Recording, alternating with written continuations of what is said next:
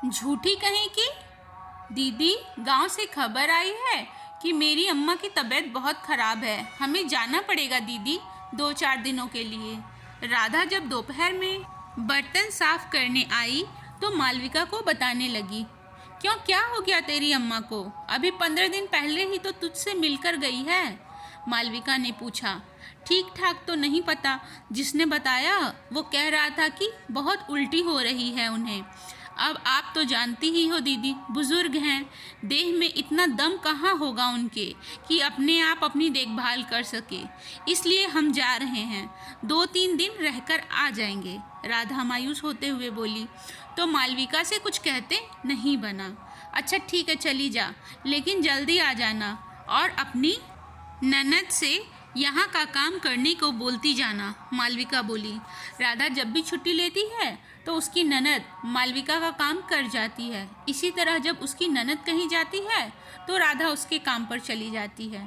राधा का पिता और भाई 2 साल पहले एक एक्सीडेंट में मारे गए थे। तब से वो ही अपनी अम्मा की देखभाल करती है। अक्सर तो वो अम्मा को अपने साथ शहर ही ले आती है। यहाँ अम्मा का मन ज़्यादा नहीं लगता है तो वो वापस गांव चली जाती है। राधा मालविका के यहाँ पिछले 4 सालों से काम कर रही है। दीदी, कुछ पैसे अगर एडवांस दे देती तो अम्मा के लिए दवाई, फल आदि लेती जाऊंगी। अगले महीने की पगार से काट लेना, राधा धीमे से बोली। मालविका ने उसे 1000 रुपये, कुछ फल और 2-3 पुरानी साड़ियाँ पकड़ाते हुए कहा। ये साड़ियाँ ले जा, काफ़ी हल्की सी हैं, तेरी अम्मा पहन लेगी। और ये कुछ फल हैं, ये भी ले जा।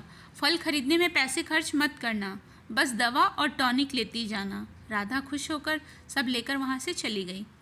2 दिन बाद मालविका का दूध वाला जब दूध देने आया तो मालविका से बोला, मैडम आप वाकई बहुत अच्छी हैं। आप जैसी महिला तो मैंने पहली बार देखी है, जो अपनी काम वाली को छुट्टी भी देती है और साथ ही ऐश करने के लिए रुपए भी।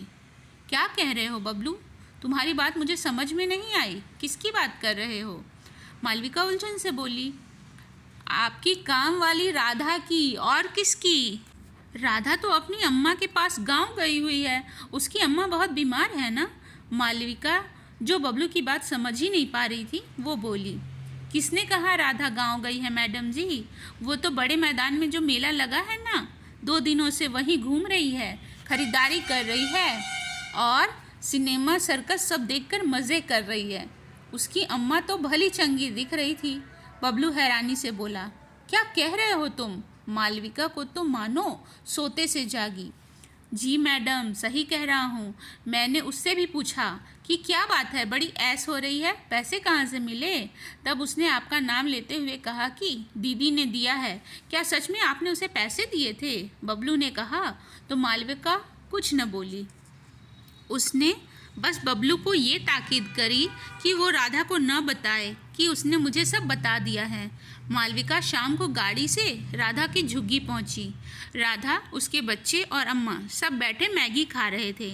मालविका राधा के सामने जाकर खड़ी हो गई। उसे आया देखकर राधा की तो सिट्टी पिट्टी गुम हो गई, उसके मुंह से कोई आवाज़ ही ना निकली। अरे दीदी, आप यहाँ? वो राधा, तुम्हें क्या लगा कि मुझे कुछ पता ही नहीं चल पाएगा? तुम्हें मेला घूमने का मन था तो सही बात बताकर छुट्टी लेती। मुझे इस तरह झूठ बोलने की क्या ज़रूरत थी? तुमने झूठ बोलकर अच्छा नहीं किया। मुझे झूठे लोग बिल्कुल नहीं पसंद। मालविका कड़क होकर बोली। मुझे माफ़ कर दो दीदी। बच्चे बहुत दिन से हल्ला मचाए हुए थे कि मेला ले चलो, वहाँ झूले भी झूलने हैं और सर्कस जादू भी देखना है, तो मैंने छुट्टी ले ली। राधा मिमियाते हुए बोली। माँ को बीमार बताकर तुमने ये भी नहीं सोचा कि बनाए हुए बहाने अक्सर सच हो जाते हैं? तुमने माँ को बीमार बताया था, अब अगर वो सच में बीमार हो गई तो क्या करोगी, कहाँ जाओगी? क्योंकि अब तो मैं तुम्हारी कोई भी हेल्प करने से रही।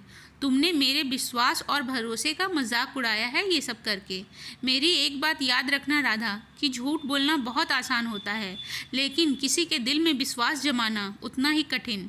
और अब मैं तुम्हारे ऊपर विश्वास नहीं कर पाऊँगी। कल घर आना, अपना हिसाब साफ कर लेना। अब मुझे तुम्हारी कोई ज़रूरत नहीं है। तुम्हारी ननद सीमा ही मेरा काम करेगी अब। मालविका ने कहा और वहाँ से चली आई। राधा पीछे से सॉरी दीदी कहती ही रह गई। अपने झूठ एवं धोखे की वजह से बहुत अच्छा काम उसके हाथ से छूट गया था। अब सिर धुनने के सिवा वो कर भी क्या सकती थी। दोस्तों, झूठ बोलने से हमें हमेशा नुकसान ही होता है। सच कड़वा ज़रूर होता है, पर हमें सच से हमेशा फ़ायदा ही होता है। धन्यवाद।